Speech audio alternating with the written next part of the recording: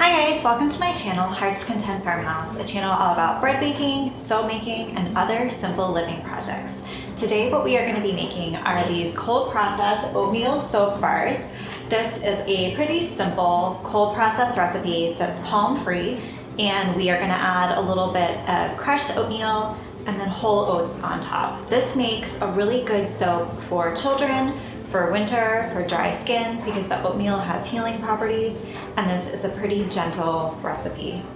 Now, a lot of you have been asking for palm-free recipes. This one is palm-free. Instead of the palm oil, it has a little bit higher coconut oil than I usually do, and some shea butter to give the bar some more firmness. You do get a pretty hard bar because of the coconut oil, and then I try to balance out the harshness of the coconut oil by doing only a 6% superfat instead of 5% superfat, and adding the oatmeal. Like with any soap making project, you have to be aware of safety. When you are making soap, make sure you wear goggles, gloves, long sleeves. Make sure you work in an area that's free of distractions, no kids running around, no pets running around, and you have to make sure that you have a safe place to put your lye water while it cools. I do have a video for brand new beginner soap makers that walks you through a really simple process, through a really simple recipe, and goes more into detail about the science and the safety of soap making. So if you want to watch that first, I'd recommend it if you've never made soap before. But if you have, we're going to go ahead and get started into the recipe. So your first step is always going to be to mix your lye and your water together. So measure out the water and the lye in separate containers.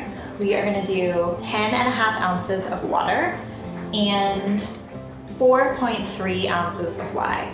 So we measure them out separately, and then you add the lye to the water, never the other way around. Put the lye on top, and you can remember this with the saying, snow floats on the lake, and that will help you remember always to add the lye, the snow, to the water instead of the opposite.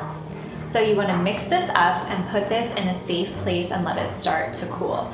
It's going to heat up in temperature just because of a chemical reaction between the lye and the water. You do not heat them up, they heat themselves up because of the reaction. And at this point, you have to be really careful. This needs to go up somewhere where nobody is going to knock into it or breathe in the fumes or anything like that. I usually put it above my kitchen sink with the window cracked to give us a little bit of fresh air, and it's a place that no one's going to accidentally bump into it.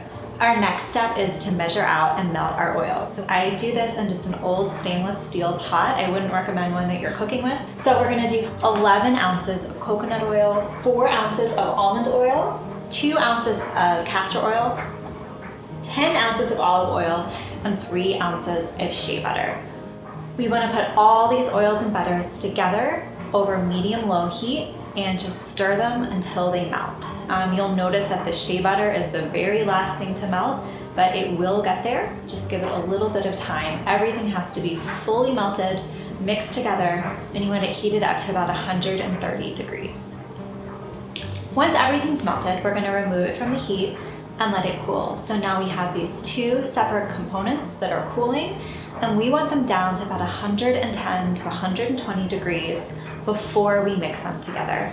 Any cooler than that, you're going to run into issues with that shea butter starting to turn solid again. So don't leave it too long, but it is going to take time, about up to an hour, sometimes even more if you're in a really warm room, for these to cool down to 110 degrees. If you're lucky, they will cool down at the same time, and if they're a little bit different in temperature, 5 to 10 degrees, no big deal. Now, while they're cooling, you want to make sure that you get everything else ready to finish off this recipe, because once you start mixing, things start to happen very quickly, and you want everything else ready to go. So I am using a 10-inch mold for this recipe, so I don't need to line it or anything like that. It's just a silicone mold. I'm going to take that out and get it ready, and then I'm going to pre-measure fragrance. I'm not using color today, but I am using a fragrance called Comfort and Joy, which is sort of a warm, fruity, kind of Christmassy scent. So I'm going to have that ready to go. And most importantly, I'm going to prepare my oatmeal. So we are using whole old-fashioned oats, not instant oatmeal, not quick oats, although those would probably be fine too. I'm just going to use regular whole oats, and we need to pulverize them into almost a powder. If we have pieces of oats that are too big, it's going to really shorten the lifespan of our soap because we basically have little bits of food in there. I tried to do this just with the stick blender so that I didn't need to take something else out, and it did not work. I had to use a food processor to get these properly crushed, but it was no big deal. It just takes a second of whirling them through the food processor, and we're gonna have a powder. So I do still have some larger pieces of oats in with this.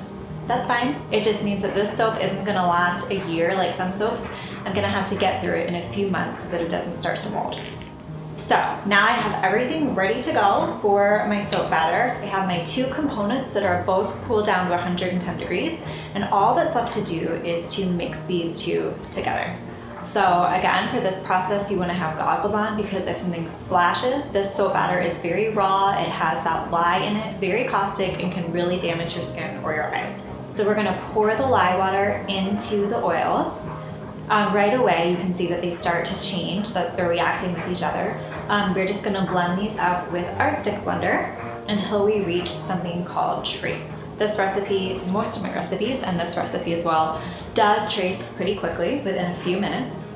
So we are going to blend this on low, and I really want a thin trace. So if you've never made soap before, trace is when your soap batter goes from a liquid to something that's a little bit thicker than a liquid. So not as thick as a pudding or a yogurt, but not as thin as just pure water. And the way you can tell that you've reached it is there are no visible splotches of oil. Everything is one consistency. And most importantly, when you lift up your stick blender, you will have trails of soap that rest on the surface of that soap instead of just immediately sinking in. Once you've reached it, you can stop blending. Some people prefer to keep going and mix to a thicker trace. I don't do that because I find that things start to happen really quickly, and I will start getting a solid bar of soap right in the pot. I don't want that. So as soon as I see that thinnest trail that's resting on top, I stop stick blending. And then we're gonna add in our fragrance, color if you're using it, and our oats. So we're doing 2 tablespoons of the crushed oats, not 2 tablespoons of whole oats crushed. It really varies. You're gonna take about 4 tablespoons of whole oats, crush them to get 2 tablespoons of oats. And I'm gonna mix this in, still using the stick blender, but the stick blender is off. I'm just using it like a spoon to mix everything up. And now right away, I am pouring this into the 10-inch mold. This recipe will fill it right up to the very top. And then we're gonna go ahead and sprinkle a few oats on top while the batter is still wet so that they'll stick. If you're not adding a fragrance, you can just let this cure at room temperature for 24 hours and you shouldn't have any problems. With this one, I should have put it in the fridge or in the oven to either force a full gel or totally stop gel phase altogether. So this has to cure for 24 hours. And when I take it out, you'll see that in the center, I have a little bit of a darker area, and that is because the center of the soap got really hot, and just that center portion started to go through something called gel phase, where it heats up and just does something weird. And now I have sort of an uneven look to these bars.